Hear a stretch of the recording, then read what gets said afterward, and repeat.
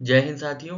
इस वीडियो में हम लोग यूपी पुलिस की जो परीक्षा हुई है 31 अगस्त को, उसमें द्वितीय पाली में जो भी जीके या जीएस से रिलेटेड करंट अफेयर्स के क्वेश्चन आए हैं उन सबको डिस्कस करेंगे। इससे पहले हमने प्रथम पाली में आंसर की निकाल चुके हैं। अब हम इसमें द्वितीय पाली के जो भी क्वेश्चन आए हैं करंट अफेयर्स से रिलेटेड वो देखेंगे। तो देखते हैं, हमसे पूछा गया था प्रश्न में कि भारतीय संविधान के किस अनुच्छेद में राष्ट्रीय आपातकाल की घोषणा कर सकते हैं राष्ट्रपति साहब। ठीक है, तो आर्टिकल या अनुच्छेद 352 में ये दिया हुआ है कि जो संविधान में दिया हुआ है कि राष्ट्रीय आपातकाल की घोषणा राष्ट्रपति साहब कर सकते हैं। किस अनुच्छेद के अंदर? तो अनुच्छेद 322 के अंदर। ये देखिए कॉन्स्टिट्यूशन में लिखा हुआ है नेशनल इमरजेंसी। ठीक है, इसमें कोई संदेह नहीं, एकदम ऑथेंटिक करेक्ट आंसर है। इसके बाद आपसे पूछा गया था पुस्तक वॉर एंड पीस किसके द्वारा लिखी गई है? तो वॉर एंड पीस लिखी गई है लियो टॉल्स्टॉय द्वारा। ठीक है, ये देखिए लियो टॉल्स्टॉय साहब द्वारा ये वॉर एंड पीस नामक पुस्तक लिखी गई है। उसके बाद आपसे पूछा गया था कौन सा जीएसटी नहीं है। ठीक है, तो अगर आपको पता है जीएसटी क्या है, गुड्स एंड सर्विसेज टैक्स, कौन कौन सा लगता है? सेंट्रल जीएसटी लगता है, central goods and services tax, state goods and services tax, और फिर आईजीएसटी जिसके बारे में अभी पूछा गया था, आई से फुल फॉर्म पूछा गया था, ये आईजीएसटी होता है। तो क्यूजीएसटी नहीं है कोई भी, तो इसका सही आंसर होगा ऑप्शन बी। ठीक है, क्यूजीएसटी जो है किसी प्रकार का जीएसटी नहीं है। उसके बाद आपसे पूछा गया था कौन सा गैर टैरिफ बाधा अवरोध का उदाहरण है। ठीक है, ये अंकटाड या आईएमएफ डब्ल्यूटीओ लगाता है, मना करता है लोगों से लगाने के लिए, ये सब बैरियर ना लगाया करें, फिर भी लोग लगा देते हैं, देश लगा देते हैं। तो नॉन टैरिफ बैरियर पूछा है, ये इसमें देखिए ये नॉन टैरिफ बैरियर ये हमने उठाया है अंकटाड की वेबसाइट से, इसमें डायरेक्ट दिया हुआ है। ठीक है, non tariff measures contains quota. ठीक है, तो कोटा इसका सही आंसर है। ठीक है, कोटा इसका सही आंसर है। बाकी जो है ये सब टैरिफ बैरियर्स है। ठीक है, बाकी ये सब टैरिफ बैरियर्स है। जो नॉन टैरिफ बैरियर है वो है कोटा या प्राइस कंट्रोल। ठीक है, ये डायरेक्ट यहीं से उठाया गया है अंकटाड की वेबसाइट पे, आप खुद भी जाके देख सकते हैं अगर आपको वेरीफाई करना हो तो। ठीक है, तो ये एकदम वेरीफाइड सोर्स है। फिर आपसे पूछा गया था निम्नलिखित में कौन सा कर भारत की केंद्र सरकार द्वारा नहीं लगाया जाता है। ठीक है, तो ये इसमें राज्य उत्पाद शुल्क जो है इसमें राज्य दिया हुआ है, इसमें भारत सरकार कहाँ से लगाएगी, केंद्र सरकार कहाँ से लगाएगी? तो इसका आंसर तो मुफ्त में आपको मिल गया, इसका आंसर है स्टेट एक्साइज ड्यूटी। ठीक है, बाकी जीएसटी दोनों लगाते हैं, इनकम टैक्स और कॉर्पोरेशन टैक्स जो है भारत सरकार लगाती है। तो राज्य उत्पाद शुल्क जो है स्टेट एक्साइज ड्यूटी वो जो है राज्य भारत सरकार नहीं लगाती, केंद्र सरकार नहीं लगाती, वो राज्य सरकार निर्धारित करती है राज्य उत्पाद शुल्क की दरें। इसके बाद आपसे पूछा गया था जम्मू कश्मीर का सार्वजनिक सुरक्षा अधिनियम किस तरह से आंतरिक सुरक्षा को निश्चित करता है। ठीक है, तो जम्मू कश्मीर का पब्लिक सेफ्टी एक्ट हमने पढ़ा, तो उसमें यह निकला है कि राज्य की सुरक्षा के लिए हानिकारक गतिविधियों को करने वाले संदिग्ध व्यक्ति को हिरासत में लेकर तो 2 साल तक हिरासत में लिया जा सकता है। ठीक है, ये एक्ट आया था 1987 में। ठीक है, 1987 का ये अधिनियम है। ठीक है, सार्वजनिक सुरक्षा अधिनियम, जिसमें ये लिखा है कि पब्लिक सेफ्टी एक्ट में ये लिखा है कि जम्मू कश्मीर में अगर सुरक्षा में कोई भी भूल चूक होती है या सुरक्षा में कोई भी वो होता है, कोई भी देखते हैं कि सुरक्षा में कमी आ रही है, तो क्या करते हैं राज्य की सुरक्षा के लिए हानिकारक गतिविधियां करने वाले संदिग्ध व्यक्तियों को हिरासत में ले लिया जाता है 2 साल तक के लिए। ठीक है, तो इसका सही आंसर ऑप्शन ए होगा। ठीक है, ऑप्शन ए होगा। इसके बाद आपसे पूछा गया था आतंकवाद फैलाने के लिए आतंकवादी जिन इंटरनेट तकनीकों का उपयोग करते हैं उन्हें कहा जाता है। तो इंटरनेट मतलब होता है साइबर। ठीक है, तो साइबर टेररिज्म इसको कहते हैं। ठीक है, साइबर टेररिज्म इसको कहते हैं। बाकी इको टेररिज्म कहते हैं कि जब कोई भी मान लीजिए कोई नदी है, कोई भारत की नदी है, उसमें किसी ने जहर मिला दिया, कुछ ऐसा पॉइजन मिला दिया, केमिकल मिला दिया, जिसकी वजह से वो हानिकारक हो गया, लोग उसको पी के या उससे उसमें नहा के मर जा रहे हैं, तब ये कहेगा इको टेररिज्म। बायो टेररिज्म भी इसी तरह होता है, जैसे चाइना ने कोविड फैला दिया था, ये एक तरीके का बायो टेररिज्म ही था। नार्को टेररिज्म वो जो सब अफीम गांजा ये सब बेचते हैं, जो टेररिज्म लोग आईएसआईएस वाले आईएसआईएस भी काफ़ी बेचता था अफीम अफीम, तो इसको नार्को टेररिज्म कहा जाता है। पर इसका सही आंसर है साइबर टेररिज्म। ठीक है, इसके बाद आपसे पूछा गया था, अच्छा यहाँ यहीं तक है। ठीक है, फिर आपसे पूछा गया था बिजली उत्पादन के लिए मुख्य रूप से किस जीवाश्म ईंधन का उपयोग किया जाता है। तो कोयले का मुख्य रूप से उपयोग किया जाता है किसके लिए? बिजली उत्पादन के लिए। ठीक है, कोयले का मुख्य रूप से उपयोग किया जाता है बिजली उत्पादन के लिए। फिर आपसे पूछा गया था कौन सा टूल किट है जो वित्तीय सेवाओं को लक्षित करता है और हैकर्स को अपना स्वयं का ट्रोजन मालवेयर बनाने में सक्षम बनाता है। ठीक है, तो ये है ड्यूस ट्रोजन। ठीक है, ड्यूस ट्रोजन यहाँ पे देखिए लिखा हुआ है, often called malware package can be use for various malicious purposes including steel banking information and installing ransomware. ठीक है, तो अपना ट्रोजन मालवेयर भी बना लेते हैं और साथ ही साथ वित्तीय सेवाओं को भी लक्षित करते हैं। क्या कौन चीज? तो ज्यूस जो मालवेयर है, ज्यूस जो ट्रोजन मालवेयर है वो ये करते हैं। तो इसका सही आंसर होगा ज्यूस। ठीक है, इसके बाद आपसे पूछा गया नीति आयोग का मुख्य कार्य क्या है? तो इसका मुख्य कार्य है राष्ट्रीय विकास रणनीतियों को तैयार करना। ठीक है, ये बहुत छोटा छोटा लिखा है क्योंकि नीति आयोग की वेबसाइट से लिया गया था, तो बहुत छोटा छोटा ये आया है। Shared vision of national development priorities. ठीक है, तो इनका राष्ट्रीय विकास रणनीतियों को तैयार करना ही मुख्य कार्य है नीति आयोग का। तो ऑप्शन ए इसका सही आंसर होगा विद प्रूफ। ठीक है, ये प्रूफ है। फिर आपसे पूछा गया था आसियान जो कि association of south east Asian Nations का मुख्य उद्देश्य क्या है? ठीक है, आसियान का मुख्य उद्देश्य क्या है? तो ये इकोनॉमिक और सिक्योरिटी कॉपरेशन वाली ग्रुपिंग है। ठीक है, आर्थिक विकास, सामाजिक प्रगति और सांस्कृतिक विकास वाली एक ग्रुपिंग है, वाली एक संस्था है। ठीक है, तो याद रखिएगा इसका ऑप्शन बी सही आंसर है। ठीक है, मिलिट्री कॉपरेशन नहीं, स्पेस एक्सप्लोरेशन नहीं, इंटरनेशनल ट्रेड नहीं, economic growth, social progress and cultural development इसका सही आंसर है। इसके बाद आपसे पूछा गया था मोहिनी अट्टम कहाँ का डांस है? तो ये इंडियन कल्चर गवर्नमेंट की वेबसाइट है। मोहिनी अट्टम है केरला का डांस। ठीक है, केरल का डांस है मोहिनी अट्टम। ठीक है, भारतीय राज्य केरल राज्य का राष्ट्रीय नृत्य है मोहिनी अट्टम। इसके बाद आपसे पूछा गया था मेलोनोर्निया जो है त्वचा कैंसर का मुख्य कारण क्या है? तो ओजोन का अवक्षय है इसका मुख्य कारण, क्योंकि ओजोन अवक्षय से क्या होता है? यूवी एक्सपोजर हो जाता है, स्किन को यूवी एक्सपोजर हो जाता है, जिसकी वजह से मेलानोमा हो जाता है, जिसको स्किन कैंसर कहते हैं। तो इसका सही आंसर होगा ओजोन डिप्लीशन।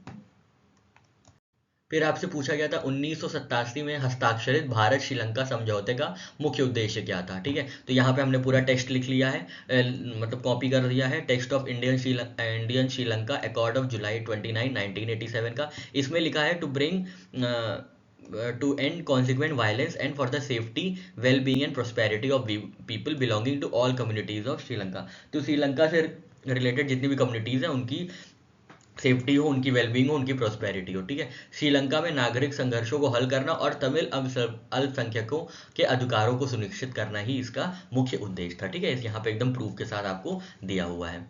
इसके बाद आपसे पूछा गया था जब विमुद्रीकरण होता है तो मुद्रा अपनी किस मूल्य को खो देती है और किसी भी प्रकार की लेन देन के लिए कानूनी धन के रूप में उपयोग की जाने वाली स्थिति में नहीं रह जाती। तो ये कौन सा होता है? ये अंकित मूल्य होता है। ठीक है, जो भी अंकित मूल्य होता है वो विमुद्रीकरण के टाइम खो जाता है। ठीक है, अंकित मूल्य जो है वो एकदम लूज हो जाता है, खत्म हो जाता है वो विमुद्रीकरण जब होता है। ठीक है, तो याद रखिएगा फेस वैल्यू। ठीक है, इसके बाद आपसे पूछा गया था राष्ट्रीय खाद्य सुरक्षा मिशन कब शुरू किया गया था? तो राष्ट्रीय खाद्य सुरक्षा मिशन शुरू किया गया था 2013 में। ठीक है, 2013 में, और 2012 से 2017 तक 12वां 5 ईयर प्लान था। ये देखिए, ये ministry of statistics and programme implementation से लिया गया है, मॉस्पी से। तो ये बता रहे हैं कि 12वां जो पंचवर्षीय योजना थी वो 2012 से 2017 तक चली है। तो पता नहीं इसका क्या आंसर होगा। तो हमारे हिसाब से 11वीं पंचवर्षीय योजना के अंत में शुरू हुई थी राष्ट्रीय खाद्य सुरक्षा मिशन। ये देखिए, national food security mission PIB की न्यूज़ थी, ये शुरू की गई थी जुलाई 2013 में। ठीक है, मतलब 12वें पंचवर्षीय योजना में शुरू की गई होगी, पर यहाँ पे ऐसा ऑप्शन नहीं है। तो हमारे हिसाब से तो ऑप्शन बी इसका सही आंसर होना चाहिए, end of 11th 5 year plan. 11वीं पंचवर्षीय योजना के अंत में इसको शुरू किया गया था। फिर आपसे पूछा गया था कि किस भारतीय ने 2023 में रैमन मैग्सेसे पुरस्कार जीता है? तो इसका सही आंसर है रवि कन्नन। ठीक है, रवि कन्नन जो है बहुत सीनियर ये कैंसर स्पेशलिस्ट हैं, इनको रमन मैग्सेसे अवार्ड मिला था 2023 में। ठीक है, हिंदू की खबर है, याद रखिएगा, एकदम ऑथेंटिक है। फिर आपसे पूछा गया था ब्यास का प्राचीन नाम क्या है? तो ब्यास का प्राचीन नाम है विपास। ठीक है, विपास जो है ब्यास का प्राचीन नाम है। इसके बाद आपसे पूछा गया था निम्नलिखित में कौन सा थोक मुद्रास्फीति का उपसमूह है? ठीक है, तो ये थोक मुद्रास्फीति का पूरा उपसमूह दिया गया है। इसमें प्राइमरी आर्टिकल्स में जो है, प्राइमरी आर्टिकल्स में क्या होता है? खाद्य मुद्रास्फीति होती है। ठीक है, खाद्य मुद्रास्फीति प्राइमरी आर्टिकल्स में होती है, और इसमें केवल खाद्य मुद्रास्फीति होती है, और इसमें कहीं नहीं, ना ही कहीं आवास मुद्रास्फीति होती है, ना ही चलती मुद्रास्फीति होती है। ठीक है, तो ना ही चलती मुद्रास्फीति होती है, ना ही आवास मुद्रास्फीति होती है, खाली खाद्य मुद्रास्फीति होती है, जो कि प्राइमरी आर्टिकल्स के अंदर आती है। ठीक है, तो इसलिए जो है केवल खाद्य मुद्रास्फीति इसका सही आंसर होगा। निम्नलिखित में से कौन से थोक मुद्रास्फीति का उपसमूह है? तो केवल खाद्य मुद्रास्फीति का उपसमूह है। ठीक है, उपसमूह सिर्फ खाद्य मुद्रास्फीति है। इसके बाद आपसे पूछा गया था स्टार्टअप इंडिया पहल क्या है, तो ये क्या करेगा, यह नवसंचार और उद्यमिता को प्रोत्साहित करेगा। ठीक है, ये देखिए यहाँ दिया है, ये फ्लैगशिप इनिशिएटिव है फॉर इनोवेशन एंड एंटरप्रेन्योरशिप। ठीक है, एकदम डायरेक्ट आंसर है, इनोवेशन एंड एंटरप्रेन्योरशिप, एकदम सही सटीक आंसर है। फिर आपसे पूछा गया था बास्केटबॉल के आविष्कार का श्रेय किसको जाता है, तो बास्केटबॉल का श्रेय डॉक्टर जेम्स नसीमिथ को जाता है। ठीक है, जेम्स नाइस्मिथ जो है, इनको श्रेय जाता है बास्केटबॉल के आविष्कार का। इसके बाद आपसे पूछा गया था किसी प्रकार का टेक्स्ट संदेश या एसएमएस के माध्यम से जो फिशिंग होती है वो क्या कहलाती है, तो उसका नाम है स्मिशिंग। ठीक है, एसएमएसिंग, ये स्मिशिंग। ठीक है, एसएमएस भेजिए फिशिंग करने वाला जो तरीका होता है वो स्मिशिंग कहलाता है, यहाँ पे दिया हुआ है एसएमएस फिशिंग। ठीक है, ये एकदम सटीक आंसर है। इसके बाद आपसे पूछा गया था उत्तर प्रदेश का राज्य पुष्प का नाम क्या है, तो उत्तर प्रदेश के राज्य पुष्प का नाम पलाश है। 2011 में ये खबर आई थी टाइम्स ऑफ इंडिया में कि उत्तर प्रदेश के जो वन विभाग है उसने पलाश को निर्धारित किया था एज राज्य पुष्प। ठीक है, राज्य पुष्प के तौर पे पलाश को क्या किया गया था, निर्धारित किया गया था, डिक्लेयर किया गया था। तो इसका सही आंसर होगा पलाश। फिर आपसे पूछा गया है मालाबार नौसेना अभ्यास का क्या महत्व है, तो यह भारत, संयुक्त राष्ट्र अमेरिका, जापान और ऑस्ट्रेलिया के बीच नौसैनिक सहयोग को बढ़ाता है। ठीक है, यहाँ पे देखिए प्रेस इन्फॉर्मेशन ब्यूरो की वो है खबर है, यहाँ पे लिखा है यूएस, जापान और ऑस्ट्रेलिया। ठीक है, यूएस, जापान, ऑस्ट्रेलिया और इंडिया के बीच नौसेना सहयोग को बढ़ाता है। तो डी आंसर इसका सही होगा, ऑप्शन डी एकदम सही होगा। फिर आपसे पूछा गया था निम्नलिखित महासागरीय धाराओं में कौन सी अन्य धाराओं से भिन्न है, तो लैब्राडोर की जो धारा है वो अन्य से भिन्न है, क्योंकि लैब्राडोर जो है कोल्ड करंट है। ठीक है, शीत धारा है, बाकी सब वार्म करंट है। ठीक है, बाकी सब गर्म धारा है, लैब्राडोर जो है शीत धारा है। ठीक है, ये इसका लैब्राडोर आंसर होगा। फिर आपसे पूछा गया था सिंथेटिक फाइबर कौन सा नहीं है, तो सिंथेटिक फाइबर जो नहीं है वो है कपास, क्योंकि कपास जो है ओरिजिनल फाइबर है। ठीक है, सिंथेटिक फाइबर नहीं है, कपास जो है ओरिजिनल फाइबर है, यहाँ पे सॉफ्ट नेचुरल ओरिजिनल फाइबर है। ठीक है, कपास इसका सही आंसर होगा। इसके बाद आपसे पूछा गया था किस देश को उगते सूरज की भूमि के नाम से जाना जाता है, तो उगते सूरज की भूमि को जापान के नाम से जापान को उगते सूरज की भूमि के नाम से जाना जाता है, Japan, land of rising sun. ठीक है, इसके बाद आपसे पूछा गया था वो कौन से पहले भारतीय थे जिन्होंने भौतिकी में नोबेल प्राइज जीता था, पहली भारतीय। ठीक है, तो पहले भारतीय कौन थे जिन्होंने भौतिकी में नोबेल प्राइज जीता था, तो वो थे सर सीवी रमन साहब। ठीक है, सीवी रमन साहब जो थे वो नोबेल प्राइज जीते थे भौतिकी में 1930 में। ठीक है, ये जो पहले भारतीय थे जिन्होंने भौतिकी में नोबेल प्राइज जीता था 1930 में। फिर आपसे पूछा गया था यूरोपियन यूनियन का मुख्यालय किस शहर में है, तो यूरोपियन यूनियन का मुख्यालय ब्रुसेल्स शहर में है। ब्रुसेल्स है राजधानी कहाँ की, बेल्जियम की। ये देखिए वर्ल्ड एटलस की ये इन्फॉर्मेशन है। हेडक्वार्टर्स ऑफ यूरोपियन यूनियन कहाँ है, तो यूरोपियन यूनियन का मुख्यालय है बेल्जियम में, बेल्जियम की राजधानी है ब्रुसेल्स। ठीक है, इसके बाद आपसे पूछा गया था भारत में किस नेता के जन्मदिन को बाल दिवस के रूप में मनाया जाता है, तो ये जवाहरलाल नेहरू है, इसमें कोई संदेह नहीं है। फिर आपसे पूछा गया था फसलों के चक्रीकरण का अर्थ क्या है, रोटेशन ऑफ क्रॉप्स, तो इसमें क्या होता है, इसमें होता है मिट्टी की उर्वरता को बनाए रखने के लिए एक ही भूमि पर क्रमिक रूप से विभिन्न फसलों को उगाना। क्रमिक रूप से जो है इंपॉर्टेंट है, क्रमिक रूप से विभिन्न फसलों को उगाना। ठीक है, तो यही है क्रॉप रोटेशन। ये यहाँ पे लिखा हुआ है growing a sequence of different crops in rotation. ठीक है, डिफरेंट क्रॉप्स इन रोटेशन, विभिन्न फसलों को क्रमिक रूप से उगाना क्या कहलाता है, फसलों का चक्रीकरण। तो ऑप्शन बी इसका सही आंसर, सॉरी ऑप्शन सी इसका सही, हाँ ऑप्शन सी इसका सही आंसर होगा।